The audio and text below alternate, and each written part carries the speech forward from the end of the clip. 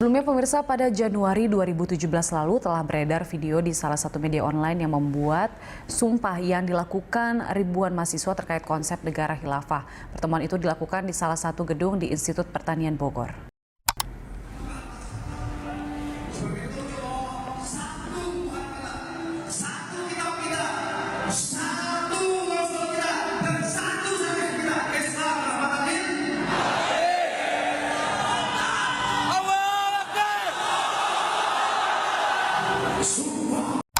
Bagaimana mungkin sistem yang telah dicontohkan oleh Rasulullah Muhammad ditegakkan oleh para khulafaur rasyidin, al-khilafah, kita lalaikan dan kita abaikan.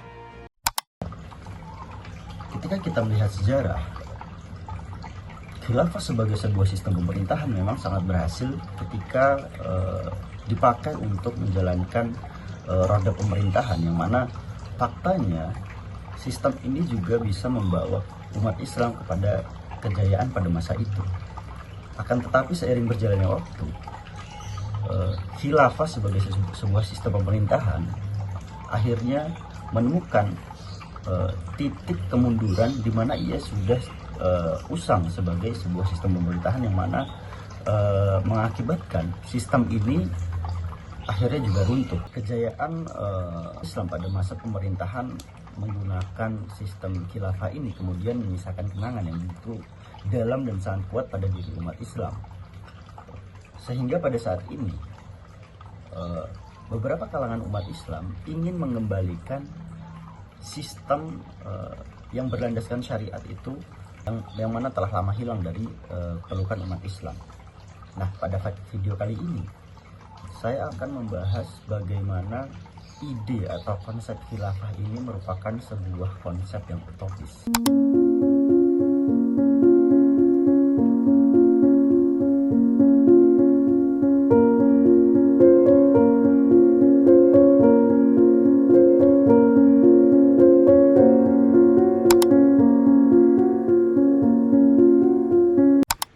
Kekhilafahan terakhir yang dijalankan oleh umat Islam adalah seperti yang kita tahu, yaitu kekhilafahan Turki Utsmani, yang mana kekhilafahan Turki Utsmani ini mengalami kemunduran atau keruntuhannya pada tahun 1924, tepatnya pada tanggal 3 Maret, yang mana kekhilafahan Turki Utsmani ini berubah haluan jadi sistem negara sekuler. Hal ini tentunya mengundang berbagai macam asumsi, yang mana merumuskan faktor-faktor apa saja yang menyebabkan Turki Utsmani atau kekhilafahan Turki Utsmani, yang mana kekhilafahan terakhir umat Islam ini menjadi runtuh. Menurut Munawir Syadzali, setidaknya ada 4 faktor yang mempengaruhi mundurnya atau runtuhnya kekhilafahan Turki Utsmani ini.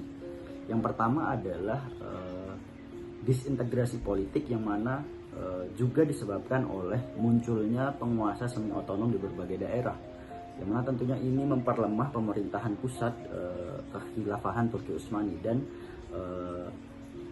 berbagai faktor lainnya yang menyebabkan politik sentral kekhilafahan Turki Utsmani ini menjadi runyam dan akhirnya menemukan keruntuhannya. Yang kedua adalah memburuknya situasi ekonomi pada saat akhir-akhir pemerintahan kekhilafahan Turki Utsmani, yang mana hal ini disebabkan faktor utamanya adalah kalahnya mereka dalam persaingan dagang dengan bangsa-bangsa Eropa. Faktor yang ketiga yaitu kekhilafahan Turki Utsmani mulai lemah dari berbagai aspek, termasuk aspek pertahanan dan aspek militer di dalam kenegaraannya, yang mana hal ini juga memicu berbagai kekalahan yang dialami oleh kekhilafahan Turki Utsmani sendiri. Dan kekalahan di berbagai macam perang inilah yang mengakibatkan Turki Utsmani ini mengalami kemunduran yang sangat pesat. Tidak seperti periode-periode sebelumnya pada saat awal-awal kejayaan Turki Utsmani, yang mana kekuatan militer menjadi salah satu hal terpenting untuk membangun peradaban Islam pada masa itu, seperti runtuhnya Konstantinopel oleh Muhammad Al-Fatih. yang mana hal ini juga mengindikasikan bahwa umat Islam mempunyai kekuatan yang sangat ditakuti pada masa itu. Faktor keempat atau faktor terakhir yang diungkapkan oleh Munawwir Syadzali yaitu merosotnya moralitas dan spiritualitas masyarakat pada saat kepemimpinan Turki Utsmani. Faktor yang paling utama adalah merosotnya spiritualitas para penguasa, di mana para penguasa pada saat itu tidak memprioritaskan agama dan kemaslahatan bermasyarakat dan bernegara sebagai satu-satunya prioritas untuk mencapai keridhaan dan kesuksesan bernegara, akan tetapi mereka sudah memprioritaskan hal-hal duniawi seperti jabatan dan kekayaan, sehingga hal inilah yang menjadikan Turki Utsmani juga mengalami kemunduran yang sangat drastis. Nah, sejak saat itu umat Islam kemudian mulai mencari kembali sistem syariat yang telah lama hilang dan tidak terlihat kembali oleh umat Islam, yang mana hal ini juga mempengaruhi masyarakat Islam secara global dan tidak terlepas pula masyarakat Indonesia. Dimulai oleh Ikhwanul Muslimin yang diprakarsai oleh Hasan al-Banna, juga Taqiyuddin an-Nabhani yang mana ia mempelopori Hizbut Tahrir, dan hal ini atau ideologi dari kedua ormas ini kemudian melebar luas hingga sampai suaranya ke Indonesia, yang mana kita ketahui bahwa ideologi khilafah ini kemudian diangkat oleh Hizbut Tahrir Indonesia dan menyebarluaskan paham atau dakwahnya melalui berbagai cara, termasuk dakwah di kampus-kampus, kemudian dakwah di perumahan dan lain sebagainya. Tidak seperti di tempat asalnya, Hizbut Tahrir yang ada di Indonesia ini berbeda dengan Hizbut Tahrir yang ada di Palestina, yaitu tempat lahirnya. Yang mana di Palestina, Hizbut Tahrir merupakan sebuah haluan politik. Akan tetapi di Indonesia, Hizbut Tahrir ini merupakan ormas yang mana juga terdaftar di dalam Kemenkumham sebagai ormas resmi yang berada di Indonesia. Nah, menurut HTI sendiri ada beberapa faktor yang menjadikan khilafah ini wajib ditegakkan.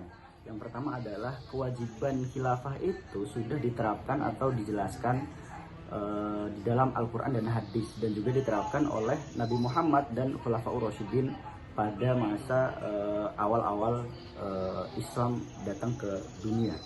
Dan yang kedua adalah kewajiban khilafah ini menjadi sangat penting karena khilafah merupakan sistem yang menjaga tegaknya syariat Islam di dunia, yang mana hal ini tentunya berhubungan kepada penerapan syariat dan hal-hal lainnya yang menjadikan umat muslim itu menjadi mudah dalam menerapkan hukum-hukum Allah di dunia.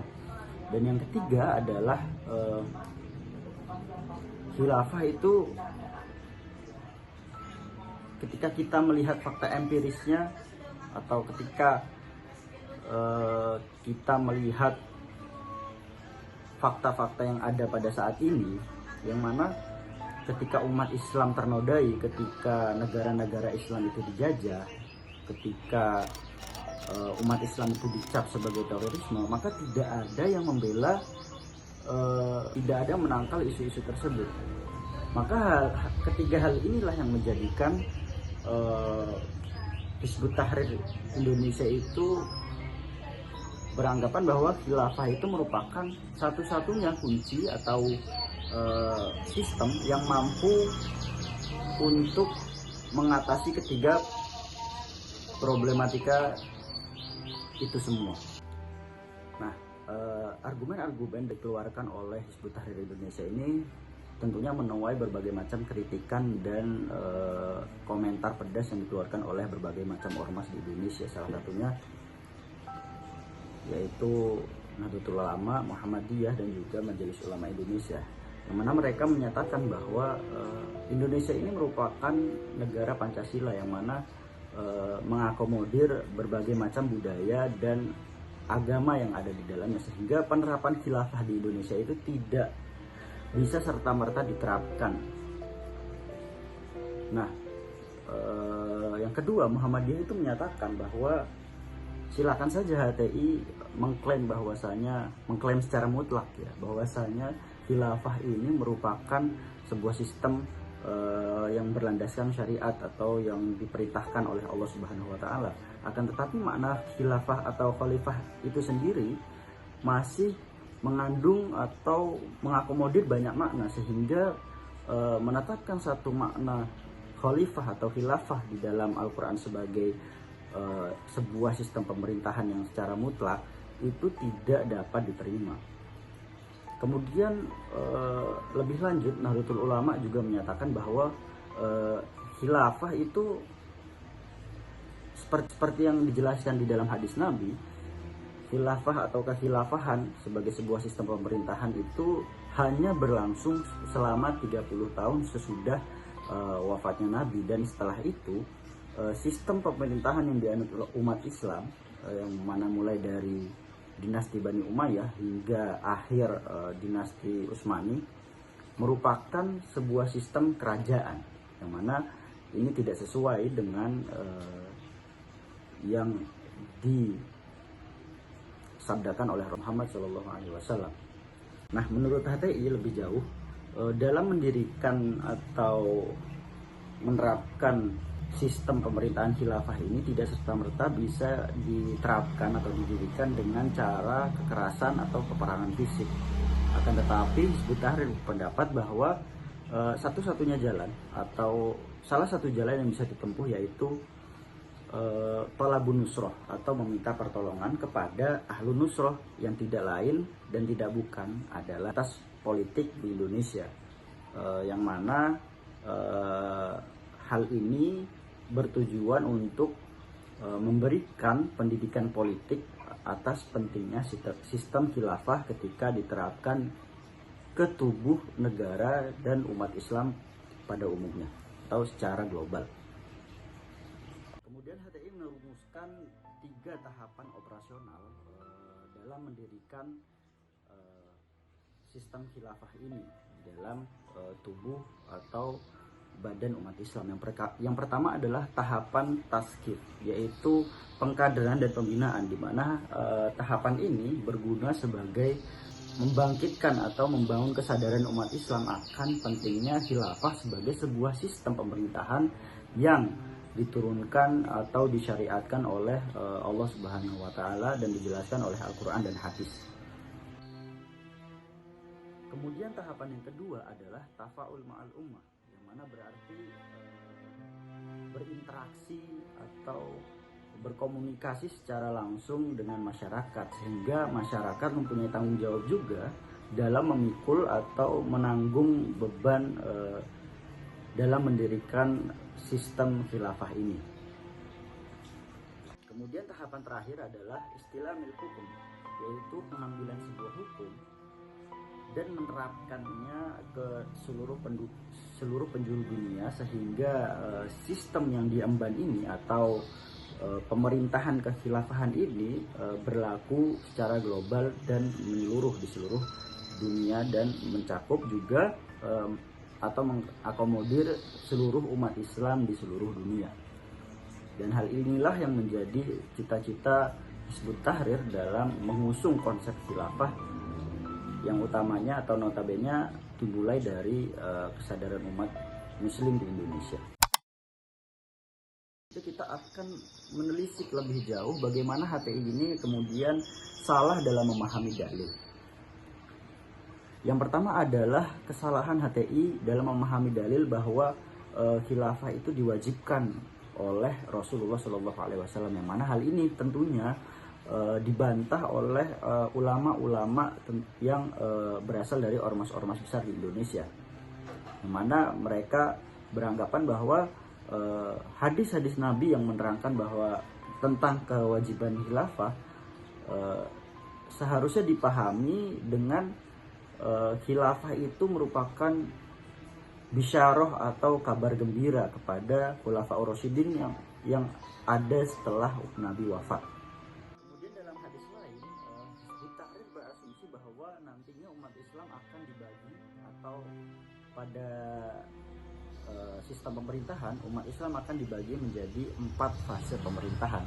Yang pertama adalah fase di mana umat Islam dipimpin langsung oleh Nabi Muhammad. Yang kedua adalah di mana umat Islam dipimpin oleh Khulafaur Rasyidin. Dan yang ketiga, ketika umat Islam dipimpin oleh pemerintahan yang otoriter dan diktator. Dan yang keempat adalah apa yang diyakini oleh Hizbut Tahrir sebagai khilafah ala minhajin nubuwah. Nah, ulama-ulama dari Ormas NU kemudian menanggapi bahwa pemahaman HTI atas fase keempat ini adalah pemahaman yang salah, karena sudah jelas bahwa ulama hadis itu mengatakan bahwa fase keempat ini merupakan fase yang dipimpin oleh Umar bin Abdul Aziz, di mana ia merupakan pemimpin ke-8 dari dinasti Bani Umayyah. Dan tentunya hal ini juga membantah atas asumsi yang sudah dibangun oleh Hizbut Tahrir Indonesia tadi. Kemudian lebih jauh, selain Nahdlatul Ulama, ada juga ormas lain yang menolak konsep khilafah ini didirikan di Indonesia. Karena yang pertama, mereka tidak setuju jika pemerintahan dengan sistem Islam hanya diakomodir oleh konsep khilafah saja, dan menegasikan konsep-konsep lain yang dibangun oleh ulama-ulama di Indonesia yang sudah barang tentu berjalan sampai hari ini, di mana mereka atau Hizbut Tahrir itu mengklaim bahwa konsep-konsep atau sistem yang tadi itu adalah sistem yang tidak islami, kemudian sistem yang togut, yang mana harus dihilangkan dan diganti oleh sistem khilafah. Lebih jauh, pada Muktamar ke-47 tahun 2015 di Makassar, di mana muktamar ini dilaksanakan oleh Ormas Muhammadiyah, mereka menyatakan dan merumuskan sebuah dokumen di mana menetapkan bahwa Indonesia ini merupakan Darul Ahdi Wasyahadah, yang mana sudah sesuai dengan sistem syariat Islam dan merupakan konsensus nasional yang berlandaskan Pancasila dan Undang-Undang Dasar, di mana hal ini merupakan bantahan dari asumsi HTI yang mana mereka mengklaim bahwa hanya khilafah saja yang merupakan sistem yang berasal dari syariat Islam. Ada beberapa kerancuan yang ditemukan di dalam konsep khilafah yang digaungkan oleh Hizbut Tahrir ini. Yang pertama adalah ketika dilakukannya pembaiatan, yang mana pada awalnya mereka mempunyai konsep bahwa tidak ada paksaan dalam melakukan pembaiatan kepada seorang khalifah. Nah, sampai sini belum ada kerancuan. Akan tetapi sesudahnya, setelah khalifah itu diangkat, maka ia boleh melakukan pemaksaan dalam pembaiatan, yang mana pembaiatan kedua ini merupakan pembaiatan atau yang dinamakan baiat ketaatan, yang mana hal ini boleh dipaksakan kepada seseorang atau sebuah kelompok. Dan hal ini merupakan sebuah kerancuan yang sangat tidak bisa masuk akal, ya, tidak bisa ditolerir.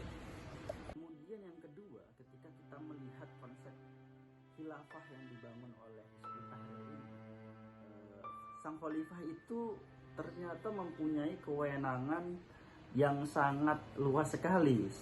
Seakan-akan kewenangan tersebut sudah selayaknya kewenangan Nabi kepada umatnya, yang mana khalifah itu berhak mengeluarkan hukum syariat, kemudian menerapkan berbagai macam kebijakan, yang mana hal ini sangat berpotensi untuk membuat sang khalifah tersebut melakukan tindakan sewenang-wenang atas kepemimpinannya. Dan hal ini sangat tidak bisa diterima dalam sebuah konsep pemerintahan. Dari pemaparan saya sebelumnya, maka sampailah kepada kesimpulan bahwa khilafah yang diusung oleh Hizbut Tahrir ini merupakan sebuah konsep yang utopis jika diterapkan di Indonesia, karena tujuan utama mereka bukan menerapkan syariat Islam, akan tetapi menerapkan sistem pemerintahan sesuai ideologi yang mereka punya, yaitu ideologi khilafah ya. Dan hal ini merupakan sebuah kerancuan, karena jika tujuan mereka itu menerapkan syariat, maka selama ini umat Islam juga sudah menjalankan syariat Islam secara utuh di bawah pemerintahan Indonesia yang mana berideologi atau berhaluan kepada Pancasila dan Undang-Undang Dasar. Maka hal ini menjadi argumen yang sangat kuat dalam membantah konsep ideologi mereka.